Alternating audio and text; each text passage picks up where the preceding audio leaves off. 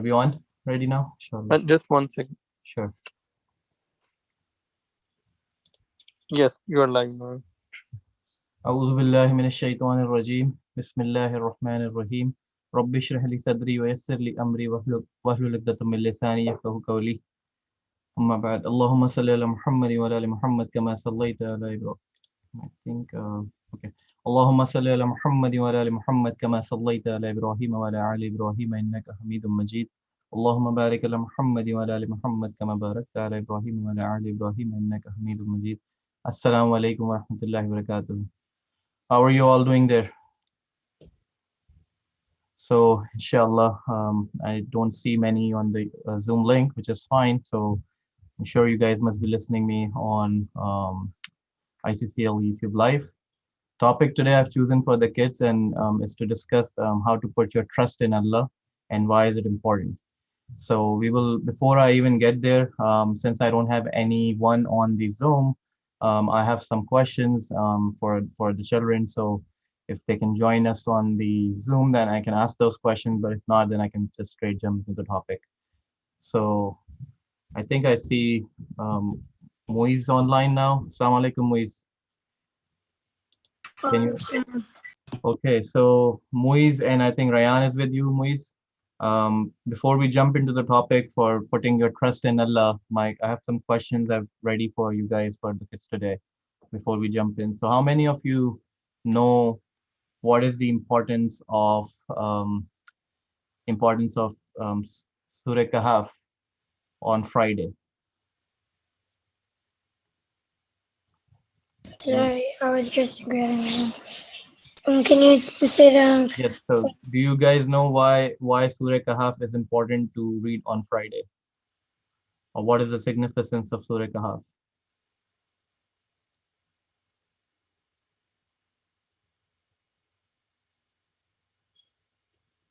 Can you hear me, Muiz? Think you are still on mute. Okay. So inshallah, let's start. I will talk about Surah Kahf, some topics from Surah Kahf, not in all, because it's a very huge surah, mashallah. And there are many subtopics within that, but the one of the theme in Surah Kahf that I found personally interesting, especially we can discuss those with kids and kind of like ingest um, tr putting their trust on Allah by reading Surah Kahf or learning the message from Surah Kahf. So, how many of you know about Surah Kahf?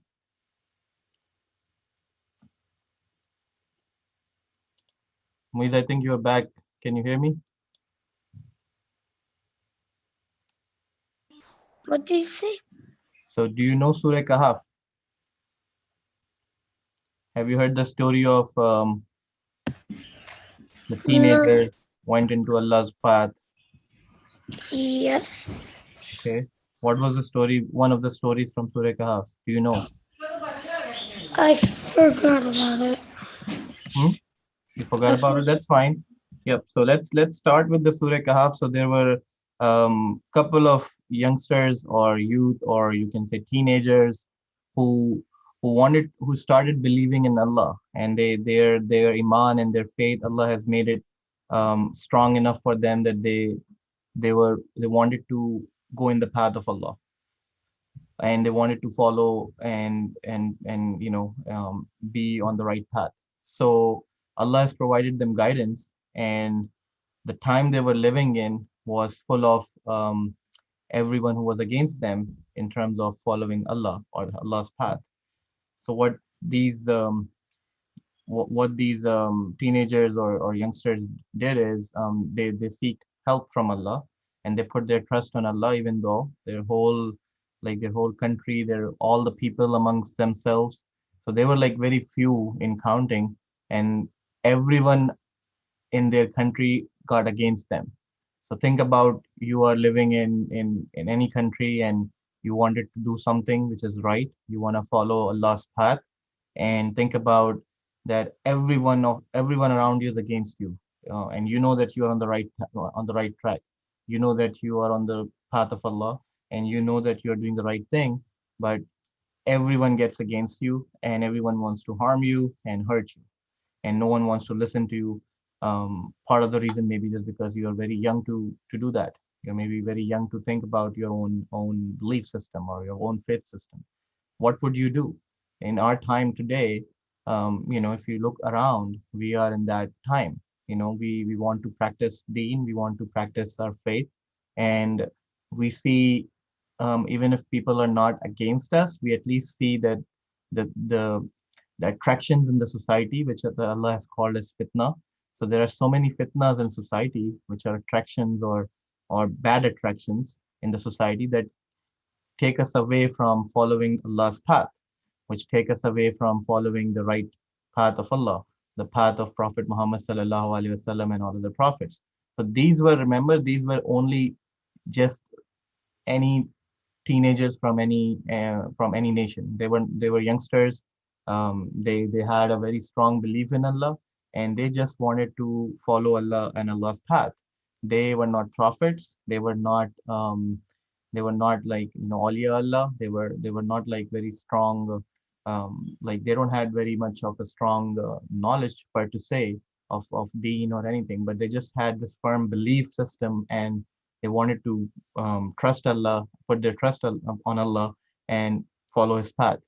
So when this happened and all of their society were against them, what happened is, does anyone know what happened after that in Surah Kahf? Once these teenagers or youngsters had, wanted to follow Allah's path, but everyone around them in their society was against them, but they still wanted to follow the path of Allah. Do anyone know what happens next?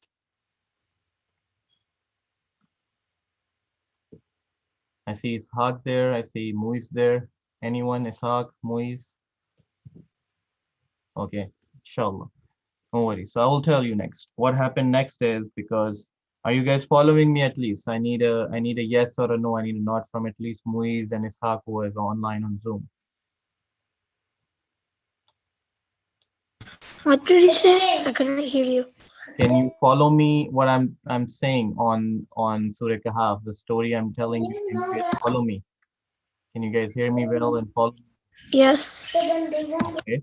So what I'm talking about is there were some youngsters or teenagers or youth.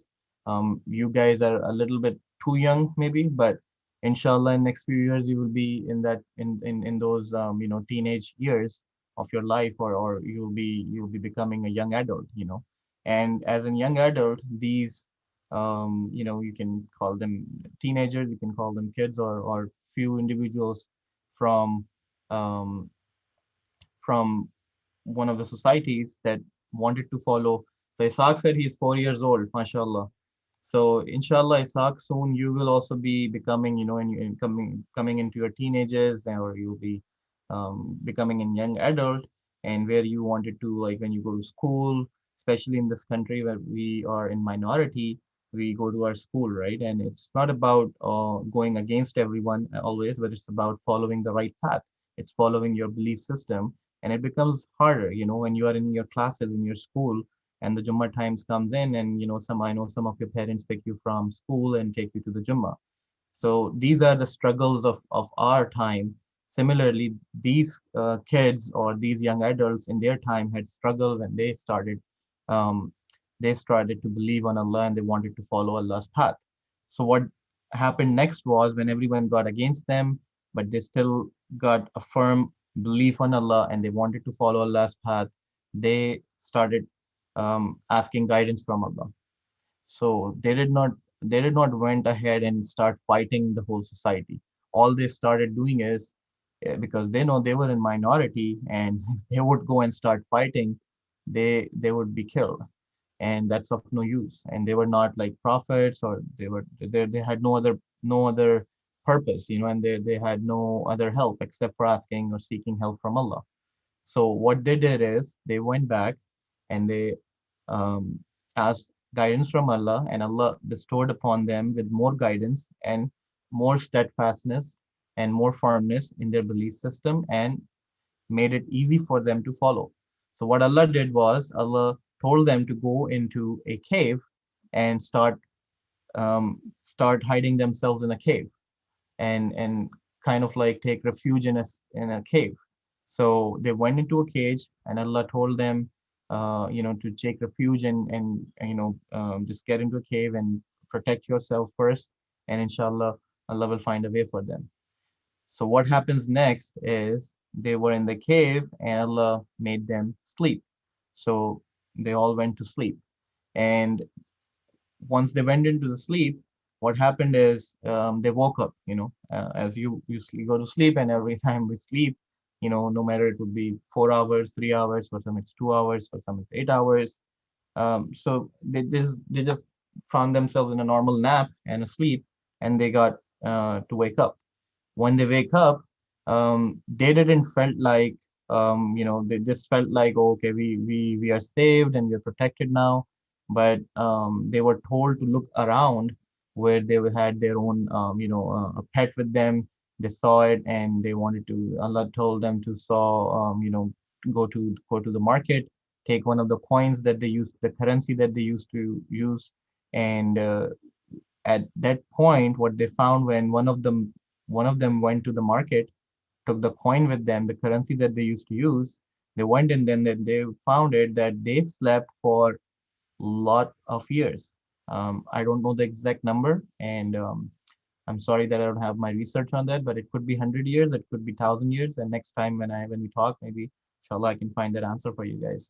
But the main essence or the point here is that they didn't slept for 4 hours or 8 hours or regular sleep for a day, right? They thought that they slept only for a couple of hours or maybe just a very quick nap, and they started feeling fresh. But when Allah told them to go out and take that currency that they used to use, they found that the currency or the coin that they had is actually some 100 years old, and they were like astonished. So then again, that person came back and informed everyone else, and then they found themselves they did not age. That's another thing. So that's a miracle that happened to them, that Allah stopped their age, Allah stopped the time for them, and also they were in the cave in a place where they can get fresh air and they can still breathe. Because if you're in a cave, imagine you're in a cave and you cannot breathe, you will die. And if you're sleeping, you don't control your oxygen, right? You don't control how to breathe. So you could eventually die. So Allah put them in a place in a cave where there could be fresh air coming in, and they were they started sleeping there. But Allah protected them. They were in a cave, they were sleeping, and in order to protect their sleep so that they would not wake up, Allah ordered the solar system, and Allah asked the sun to move away from their cave whenever it crosses that cave, so that the light wouldn't come into the cave and they would still be sleeping and still be getting the fresh air. So what exactly happened was they were sleeping, they woke up after some 100 years, and I think Muiz, you got a hold on your keyboard and it's coming up as typing. So apologize, guys. Let me go back to the topic and let's start talking about it. So, inshallah. So those teenagers or young adults were in the cave. They were sleeping and they wanted to, when they woke up, Allah make them woke up after some 100 years, and they found when they were thinking that they only slept for a couple of hours or maybe some 15 minutes or it was a quick nap or a daily routine nap, but they actually slept for a couple of 100 years. And after they woke up, they did not die, they did not age, they were still the same age. So for say, just assume, just for our assumption, let's say they were all maybe 16 or 20 years old, between that age, and they all slept at, when they were all 16 years old or 20 years old. When they woke up, their age did not change. They were still 16 or 20 years old, but they slept in essence for a couple of 100 years. And what happened is that was Allah's miracle to protect them from that old nation of theirs, or old, the people they were, the time they were living in, and the people they were living amongst. Allah wanted to protect them from them, and because there was a ruler who was, who would kill them if he would know about them, and they would all kill them. So Allah took them into a cave, made them sleep, and they slept for a couple of 100 years. They woke up, still felt like they're still the same age. They were 16 or 20 years old, and Allah made easy for them now to follow Allah's path. And now think about it, they were not prophets of Allah, but they had firm trust on Allah, and Allah ordered the solar system to the sun to actually move away when it goes around their cave so that the light wouldn't hit them. Think about it, you're in your room and you're sleeping, and if your mama opens up a curtain, what happens? Moise, what happens when you're sleeping in the morning and the curtain is open or a window is open? Moise, Isaac, anyone? Cannot hear you. Okay, never mind. So coming back to the point, what exactly happened was, if you are sleeping and you got to have the sunlight, you will wake up. So Allah protected them from that sunlight to not disturb their sleep, and ordered the sun to move away from the cave whenever it passes by that cave. And now when these young adults, they woke up again, as I said earlier, they woke up, they found themselves living the same age, but they have passed a couple of years, so they were living in the future, but with the same age. Imagine that. And Allah protected them. And when they found that, they were astonished and they were like, surprised about it, like what exactly happened there. And then Allah quoted them in Quran, their story in the Quran, for us to know that even whatever the times or whatever the difficult times you're living in, regardless of what your location is, whether you're in Pakistan, you're in Iran, Iraq, you're in America or Canada, wherever you are, no matter on the entire earth, wherever you are, regardless if everyone gets against you, that's there is one thing that can always protect you, and that's Allah. But Allah only protects those who put their trust on Allah. And that's one of the lessons for today's talk. I wanted to share with you guys the outcome of the story. So these were just young adults from, you know, just young adults like us. Maybe they were more blessed with Iman, they were more blessed with their faith, but they had one thing in common, and that was their firm belief and steadfastness in the path of Allah. And believing on Allah was their number one priority.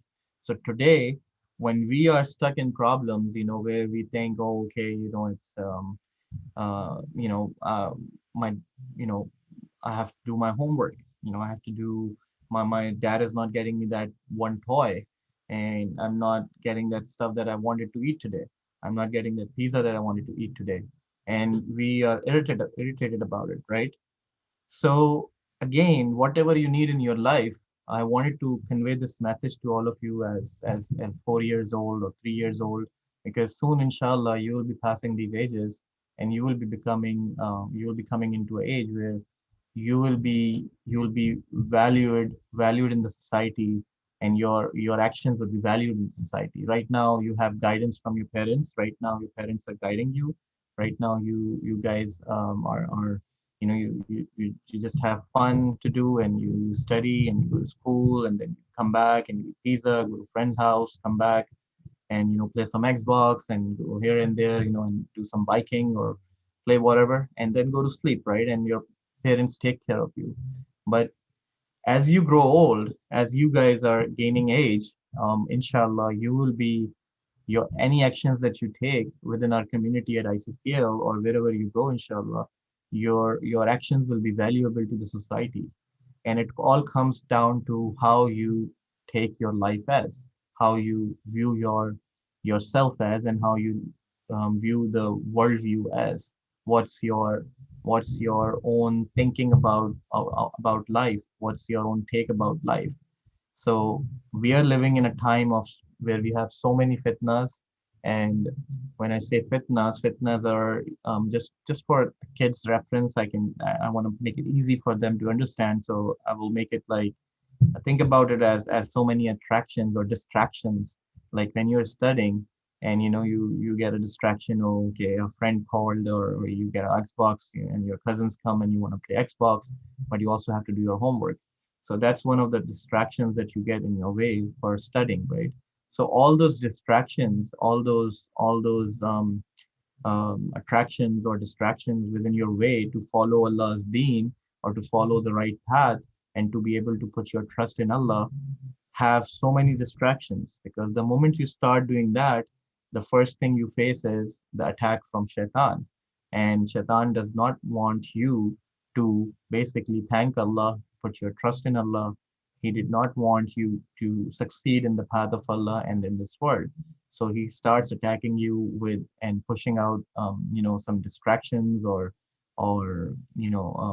hurdles on your way. So like if you're walking and you saw a thorn in your way, so Shaitan start doing that for you. All you need to do is stop, pray to Allah, seek guidance, and remove that hurdle and remove that distraction and move on. And inshallah, Allah will help you regardless of what time, what place, or wherever you are living in this entire earth. You know. So my point here is again, for the kids today, that regardless you need anything in life, it could be just a simple one slice of pizza. I'm just making it up just to make it easy for you guys to understand. Or say you guys want to, get a slice of pizza, and it's 1 a.m. at night. You know, it's not guaranteed that you will get it right away, but regardless of what. what I want you guys to do is if you are in that position when you want something at 1 a.m. and you see that everyone is sleeping at home, so all the societal factors are against you, that at 1 a.m. at night when your parents are sleeping, you're just 4 years old and you just want to have a slice of pizza, and you cannot have it because all the other societal factors at that point in time is against you, right? So your parents are sleeping and you don't know how to make pizza, you don't know how to order pizza, you don't have money to order pizza, you don't have nothing in with you that you can even get that one slice of pizza. So what would you do in that case? So I see still Muiz online, but he's reluctant to talk today. I don't know why. So let's go back to Muiz and ask him, what would you do, Muiz, in that situation? If you are in a situation where you don't have money, it's 1 a.m. at night, your parents are sleeping, and you want to order a pizza, or Rayan is with you, he can tell me that, or you can answer that. I want you guys to speak up. I would kind of like help people for money, and then get some money, so then I can make money for pizza. Okay. So see, that's a very good point that you made, that you will go back and you will start doing something about it in terms of finances, that you don't have money, your parents are sleeping, and you don't know how to make pizza, but you wanted to find a way out of it to get some money and make some money to you so you can afford that pizza, right? That's one way to look at it.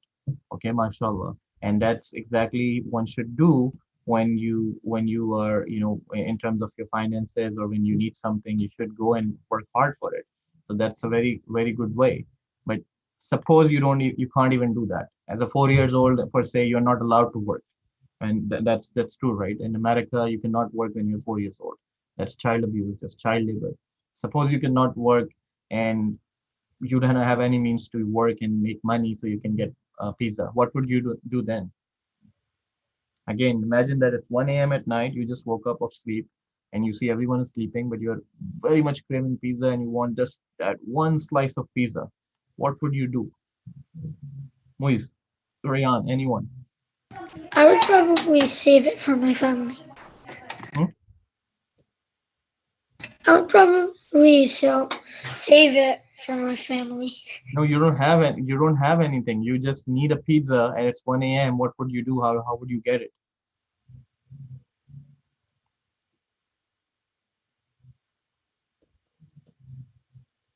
Okay, never mind. So um, for everyone else here, in what the message I want to relay is, before you go out and you do any of that realistic approach to it, like Muiz just mentioned, that you would, if you want a pizza or you want anything in life, you need to first work hard for it. And your parents tell you that all the time, right? So like if your parents, when you are asking for something, sometimes they tell you to do, run some errands around the house, and they will ask you to either mow the lawn or help them with cleaning dishes or vacuuming the carpet or cleaning the floor or helping them clean the bathroom or whatever it is, right? Or wash the car with them, and then they promise you to get, okay, if you do that for this week, you will get an Xbox. If you do that for 2 weeks, you will get a PlayStation. If you do that for 5 weeks, you will get you will have your friends come over and stay with you for a whole week.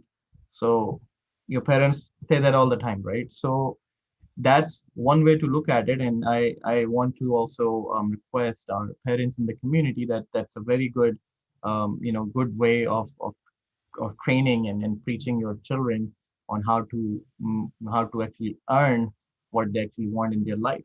But the other part is, which often we forget, and it's a reminder for myself and for every one of us, that often we forget that the first thing we need to teach our children before even we ask them or try to teach them, that they need to start earning before they can get something in their life, or before they can get whatever they need in their life. They first need to do something about it. So either, as mentioned, either washing dishes or cleaning around the house, things like that. So but even before that, we all should, again, it's a reminder for myself and for every one of the parents who are listening right now with their kids, possibly, that the first thing we should teach them, even before going for that reality check and doing some legwork or hard work to earn that particular thing in their life, we need to teach them to trust in Allah. And when you put your trust in Allah, you have to pray to Allah. You have to be thankful to Allah for whatever you actually already have. And that's one thing we kind of like. I'm not saying that not don't that we don't do it, but usually we miss that part. Usually we very easily miss that part, and we just focus on the transactional process of getting our children stuff. So instead of teaching them that transactional process all the time, we need to teach them how to be thankful to Allah and how to be thankful for what we already have in our life, and also then put our trust in Allah.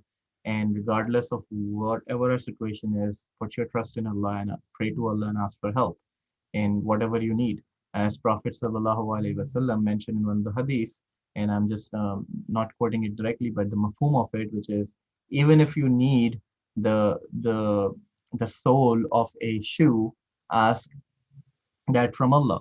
And in one of the other hadiths, when Prophet Muhammad Sallallahu Alaihi Wasallam mentioned that to Hazrat Abbas bin Raziallahu Ta'ala anhu, that regardless of whatever you need in your life, before you ask anyone, ask Allah. The second thing he said, remember that no one is watching you, but whatever you do in your life, Allah is watching you. And lastly, remember that the whole world might be against you, but if Allah is in favor of you and Allah wants to protect you and Allah wants to provide for you the way out of that situation, Allah will do that. Regardless, the whole world is against you. And that's the number one message that we also get from that Surah Kahf, that those were just few individuals. They were not Prophet Muhammad sallallahu alaihi wasallam. They were not Sahaba. They were not Hazrat Musa alayhi salam, or they were not Isa alayhi salam. They were not Hazrat Ibrahim alayhi salam. All those prophets had miracles where they were protected from when they were in the path of Allah, but they were prophets. But Allah especially mentioned Surah Kahf with the story of these young adults, that regardless, the whole world gets against you, going back to that hadith of Prophet Muhammad sallallahu alaihi wasallam, that regardless, the whole world gets against you and it's not in favor of you. But if Allah wants to provide a way out for you, and Allah wants to protect you and do a favor to you, no one can stop you from that. Secondly, Allah Ta'ala, Prophet Muhammad Sallallahu Alaihi Wasallam, vice versa, said, similarly, again, as I said, he also mentioned that if the whole world is in favor of you, and wanting to help you, provide you for something, but Allah is against you. But Allah is against you, and Allah don't want to have protect you or benefit you of that situation. um, no one can, regardless of all their efforts, no one can then benefit you. So it's a vice versa balance of power that goes back to um, the single notion that all power belongs to Allah, and that's why we firmly believe on saying La ilaha illallah, because all power belongs to Allah and there is no God but Allah, and the power belongs to Allah. So um, Allah subhanahu wa ta'ala is all powerful and is all ala kulli shay'in qadir to make things happen in our life. So I know we are all are trying to teach our children, and it might be a very boring lecture for them today, but coming back to the point where we want to make sure, and I'll close that with a few more comments very shortly, that regardless of whatever we want our children to come out and be. So we might want and have dreams for our children, or they might have they already their own dreams for themselves. And I pray for all of them to achieve those goals and their dreams. So they might want to be a doctor, they might want to become an engineer, they might want to serve the deen, whatever they want to do in their life. But if they're one straight path is if their one foundation is to the absolute perfect, which is putting your trust in Allah. If that's one thing they have, um, what I personally thought is that that actually makes you set apart from everyone else around you, regardless whether you are in service of deen, whether you are a doctor, whether you are an engineer, or whatever you do in your life. You become a pilot, and inshallah, good wishes to all of our kids and their parents to help them achieve their goals. But regardless of whatever you all want to do, have this firm belief that there is only one and only one that can change your life, that can help you achieve your goals, and that can help you succeed in this life and hereafter. And that is to put your trust in Allah and be firm in that trust and be sincere about it. So trust is something that is not transactional. Like, when I'm telling my child, like, okay, if you be disciplined today, or if you be, if you be sleeping at this particular time today, in the morning I will get you that. So that's not how trust works actually with Allah, because that's a transaction. That's we are teaching them transaction, which is fine because that's how the world operates. That's how the asbab and things operate in this life, and that's just what we need to teach them. Because you go like just as adults, we go to work and we get our paycheck paid. So that's one thing. But on the other end, we want to make sure that we teach them how to put their trust on Allah, and that is transactional less. Because when you're putting your trust in Allah, you are not doing transactions with Allah. You don't go to pray to Allah because you want something. You have to pray to Allah regardless of whatever the situation is, regardless you are in a good situation or you're in a happy situation, or regardless you're in difficult times. You have to be able to be thankful to Allah, pray to Allah, and put your trust in Allah. Relationship with Allah is not always transactional. It's never transactional. So when we are teaching our children today that do something in the house and I'll get you a pizza, and if you do something, I'll get you an Xbox, or I'll let you play. I'll have your friends come over. Remember that that's a good way to teach them to for this whole worldly processes of economics to run that processes that how the world operates. Like all of us goes to work and then we get our paycheck, but in when it comes to Allah, it's not like that. We have to teach them that they have to put their trust on Allah and pray to Allah, regardless of the situation, regardless they need something, or regardless and it's Allah is happy actually when we are asking Him. And that's one of the biggest problems today, that we don't ask Allah often. We don't ask Allah often. We don't teach our children to ask Allah often. We do our farais, alhamdulillah. We go for 5 times a day prayer. We are doing reading Quran. We are doing all our best to attend those Jummas during COVID. We are planning for the Ramadan ahead. But unfortunately, when it comes to ask Allah and put your trust in Allah, that's again a reminder for myself and for every one of us that we need to teach that to our children to put tawakkul on Allah in all the situations, regardless of their situation at that time. So just going back to the reference of Surah Kahf, the story that we just went through of some young adults, the youth, that they were in the path of Allah, and all of their entirety, in all of its entirety, the nation they were living in, the society they were living in, they were all against them, and um, they all wanted to harm them, they all wanted to hurt them. But these young adults or teenagers were firm in believing and putting their trust in Allah, and Allah found a way out for them.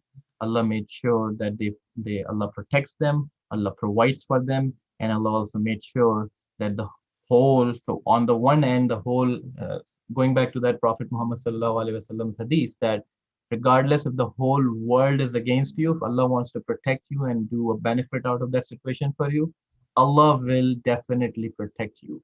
Allah will protect you, and regardless if the whole world is against you. And Allah had proven it before, with the Sahabe Kahf, or the people of the cave, that when they went into Allah's path, and remember, they were not prophets, they were not awliya Allah, they were not Sahaba, they were just common individual young adults from that time and from that society, who wanted to pray to Allah, who wanted to put their trust in Allah, who wanted to go into Allah's path, and Allah helped them a way out of that situation by doing what? By running the whole entire universe, the whole entire solar system, the whole mechanism of time, which we only hear in superstitious or Star Wars movies, or the Back to the Future kind of imagination, which we only can imagine in virtual reality. Allah did it for them in this planet Earth, on this planet Earth, that Allah made them sleep in a cave where they woke up with thinking, we only slept for maybe some few minutes or hours, for maybe maximum a day, and they all started arguing about it. Maybe we slept a day, maybe we slept few hours, and then Allah commanded them to go out and with that coin and look around themselves for their pet, who was all into bones now. And Allah told them to take that coin into the market. And when they took that, that's when they got to know that they have actually slept for a couple of 100 years. So Allah can change everything. Allah stopped the time for them. Allah ordered the sun, the whole entire universe, um, or the solar system, to actually work for them, and the whole everything in the society started working towards in favor of those young adults who were commonly or popularly known as, or mentioned in Quran as, people of the cave, or Ashab-e Kahf. So that's one thing. That's the message I wanted to convey today. I hope every one of you got the idea of where I wanted you guys to be. I know it's a little hard topic for the 4 years or 5 years old to digest, but coming back to the point that we often want to remind ourselves, our kids, that regardless of the situation we are in, there is always a way out, and the way out is to put your trust in Allah, ask Allah for help, ask Allah for guidance, and again, that asking for help should not be transactional. Um, it's a very good thing that when we are in trouble, when we are in, I think we still have time, so I'll take some more time. But it's a very good thing. I was going back to what I'm saying is, it's a very good thing that when you're in trouble, when you don't have the means to afford yourself, regardless it's financial or it's your health crisis, or during this pandemic, or regardless whatever the situation is that you are in, it could be a bad situation. And every one of us, Allah tests us through different means. So regardless of what test we are going through, it's very good thing to actually go back and ask Allah for help. But here is the key: Allah loves those though who remember Allah in all the situations. So when you have a BMW and you know you are praying to Allah, that's when Allah really starts loving you. When you don't have anything to eat and you're still praying to Allah, that's when Allah starts loving you. But it should not be a transactional based. Okay, so I'm in a bad situation right now. Let's go back to pray to Allah. That's fine. Allah wants that from their servants. That's okay too. That's not to say that that's a bad thing. That's a very good thing that when you're in need, at least at that time, you're going back to Allah. But we need to teach our children, like, when we teach them in our homes, like, if you do this, I'll do that. So that's one way to look at the life. But with Allah, we need to teach them that our transactions with Allah should not be solely based on transactions. Like, okay, if I'm in a trouble, if I'm in a bad position or bad financial position or in a health crisis or even during a pandemic, whatever I'm going through or stress, that's not only when I go to Allah. I need to go to Allah when I have everything in life, when I've been bestowed upon with everything in Allah. And that's the bigger of the test.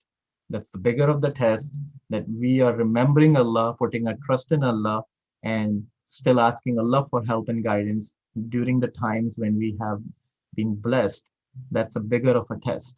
And that's why Allah loves you more when you have everything and you're still going back to pray to Allah and asking for help.